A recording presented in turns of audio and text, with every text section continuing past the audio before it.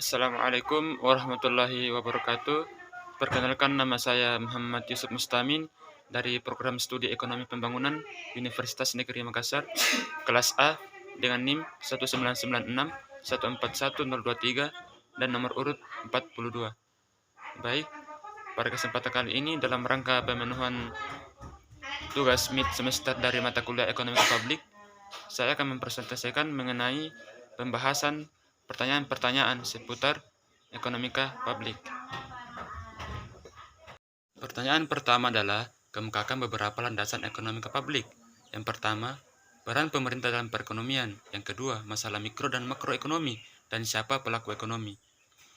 Pada tingkat dasar, ekonomi publik memberikan kerangka untuk berpikir tentang peran pemerintah atau partisipasi pemerintah dalam ekonomi pasar dan sejauh mana peran pemerintah seharusnya.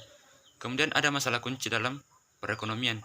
Yang pertama adalah masalah mikro yang menyangkut perihal distribusi, produksi, dan alokasi, serta konsumsi. Serta ada masalah makroekonomi, yaitu menyangkut pengangguran, inflasi, kapasitas produksi, serta pertumbuhan ekonomi. Kemudian, sistem perekonomian suatu negara berkaitan dengan siapa pelaku ekonomi, apakah pemerintah atau bukan, serta bagaimana keputusan ekonomi diambil, apakah melalui perencanaan terpusat atau mekanisme harga. Kemudian, secara umum, saat ini diakui swasta harus mengambil peran utama dalam pasar.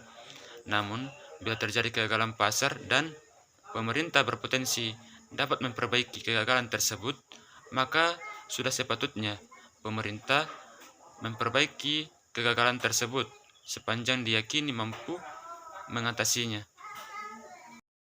Pertanyaan kedua adalah, jelaskan beberapa faktor kegagalan pemerintah. Yang pertama adalah intervensi dan penghindaran pemerintah. Bahwa ketika pemerintah mencoba untuk memungut pajak yang lebih tinggi seperti alkohol, juga disebut barang-barang yang tidak pantas, hal itu dapat menyebabkan peningkatan upaya kegiatan ilegal seperti penghindaran pajak, pengembangan pasar gelap, dan orang dapat mencoba untuk menjual barang tanpa pajak. Kemudian yang kedua adalah monopoli. Tak ada persaingan antar produsen serta memiliki konsumen yang tinggi sehingga suatu perusahaan kerap kali menekan harga yang mengharuskan para pelanggannya membayar lebih mahal. Kemudian yang ketiga adalah adanya kegagalan informasi. Suatu informasi yang asimetris atau tidak pasti, atau dalam kata lain yaitu informasi yang inefisien terjadi pada saat salah satu pihak dari transaksi mempunyai informasi yang lebih banyak serta lebih dibandingkan dengan pihak yang lain. Ketidaksamaan informasi itulah yang dapat mengakibatkan keuntungan bagi salah satu pihak, namun dapat merugikan bagi pihak yang lainnya. Kemudian yang terakhir adalah tangkapan peraturan, yang dimana saat menerapkan peraturan, seringkali badan dan departemen pemerintah menjalin hubungan dengan perusahaan yang diprivasi, menyebabkan kegagalan dalam tugas. Pertanyaan ketiga adalah, uraikan pengertian dan ciri barang publik disertai dengan contoh mendasar.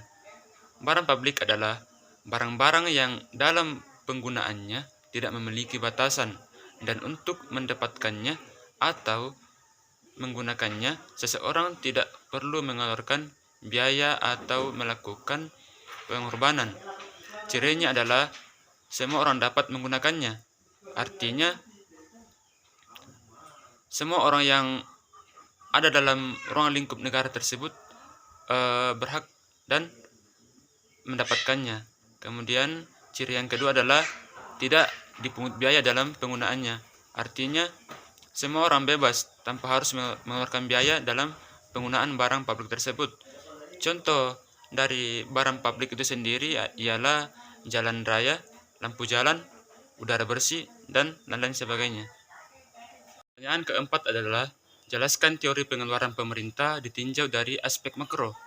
Dari sisi makro, pengeluaran pemerintah merupakan suatu tindakan pemerintah yang mengatur jalannya perekonomian dalam lingkup nasional dengan menentukan besarnya pengeluaran pemerintah setiap tahunnya.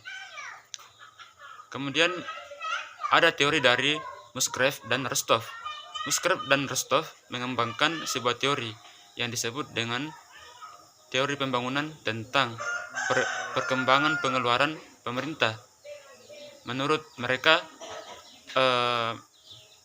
perkembangan pengeluaran negara sejalan dengan tahap perkembangan ekonomi pada suatu negara. Yang kedua, ada teori dari Wagner.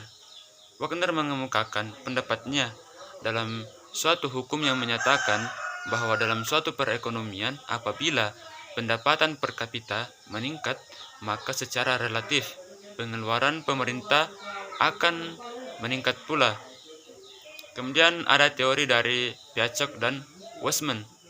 Piaget dan Weismann melihat bahwa pemerintah selalu berusaha untuk memperbesar pengeluarannya dengan mengandalkan nilai yang lebih besar terhadap penerimaan pajak, sedangkan pada masyarakat tidak menyukai pembayaran pajak yang besar dalam membiayai pengeluaran pemerintah yang semakin besar. Yang kelima adalah bedakan fungsi APBN ditinjau dari aspek kebijakan fiskal dengan aspek manajemen. APBN merupakan instrumen kebijakan fiskal pemerintah yang berguna untuk mengarahkan perekonomian nasional, mendorong pertumbuhan ekonomi, menjalankan program kesejahteraan rakyat, desentralisasi fiskal, mengelola hutang negara, dan meningkatkan investasi.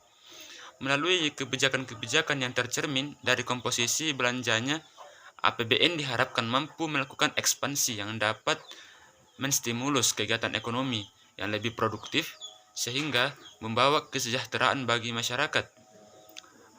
Kemudian melalui fungsi manajemen, APBN sebagai alat stabilisasi perekonomian agar berjalan dalam kapasitasnya.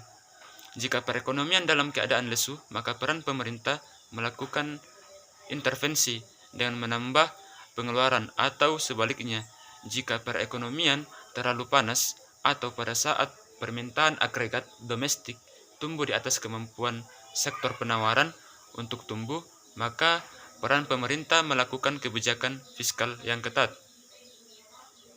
Pertanyaan yang keenam, menurut saudara, bagaimana pelaksanaan dan realisasi APBN di Indonesia secara umum, minimal disertai dengan tinjauan empiris?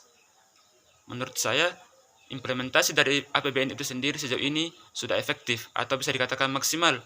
Tidak usah jauh-jauh mengambil contoh, dalam kurun waktu kurang lebih 2 tahun, negara-negara di dunia mengenai masalah yang berat. Tidak terkecuali Indonesia. Masalah tersebut adalah pandemi COVID-19. Namun, menurut saya sejauh ini APBN sebagai instrumen kebijakan dapat meredam dampak negatif pandemi dan telah bekerja keras sejauh ini. APBN tahun 2022 diarahkan untuk mewujudkan dukungan terhadap pemulihan ekonomi dan reformasi struktural dengan tetap responsif dan fleksibel dalam menghadapi ketidakpastian. Misalnya, APBN tahun 2022 memiliki peran dalam proses konsolidasi menuju defisit di bawah 3% terhadap PDB pada tahun 2023 mendatang. Baik, itulah tadi hasil presentasi dari saya mengenai pertanyaan-pertanyaan seputar ekonomi publik. Kurang lebihnya mohon dimaafkan. Sekian dan terima kasih. Wassalamualaikum warahmatullahi wabarakatuh.